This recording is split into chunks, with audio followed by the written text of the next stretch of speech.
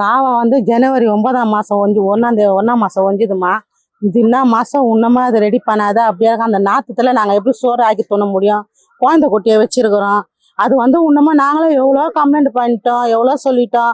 இன்னும் ஒருத்தர் வந்து எலெக்ஷன் முடிஞ்ச பேர் செய்கிறேன், நாங்கள் அதுவும் இன்னும் செய்யலை. நாங்கள் இந்த நாற்றுல உட்காந்து சோறு தோண முடியுமா? படுக்க முடியுமா? ரோட்டில் தான் படுக்கிறோம். எல்லாமே அந்த ஒரே நாற்று அடிக்குது எங்களுக்கு. தண்ணி மழை பெஞ்சா தண்ணி வந்துடும்னா உள்ளெல்லாம் வந்துடும். அதுவும் நாங்கள் ரொம்ப பாதிக்கப்படுறோம். ஒன்று இந்த இடத்த எடுத்துட்டுனா வேற இடம்னா கொடுக்கணும், அதுவும் முயற்சி பண்ண மாட்டுறாங்க. நாங்கள் என்ன பண்ணுறது?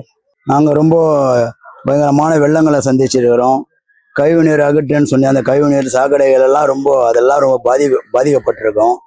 ரெண்டாவது வந்து புள்ள குட்டிங்கெல்லாம் வந்து வச்சுன்னு ரொம்ப மருத்துவ இதுக்கெல்லாம் வந்து ஒரு வழி இல்லாமல் அளவுக்கு நாங்கள் இருக்கிறோம். ஆனால் மருத்துவ வசதியெல்லாம் இருக்கு, இருந்தாலும் அதை வந்து எடுத்து இது பண்றதுக்கு முன் வர்றதுக்கு யாருமே இல்லை. அங்க எங்களுக்கு மழை பெஞ்சா வீடு ஃபுல்லா தண்ணி வந்துடுது, பொருள் எல்லாமே நாசமாயிடுது. வீடு வேணும் எங்களுக்கு, மெயின் அதுதான். எங்களுக்கு வீடு இருந்துச்சுன்னா நாங்கள் வீட்டுக்குள்ள கூட இருந்து கூட நாங்கள் எல்லாமே அட்ஜஸ்ட் பண்ணிக்குவோம். எங்களுக்கு வீடு தான் மெயின். எல்லாமே எங்களுக்கு இருக்குது. முதல்ல வந்து இங்கிருந்து எங்களுக்கு குப்பைகள் அகற்றப்படணும்.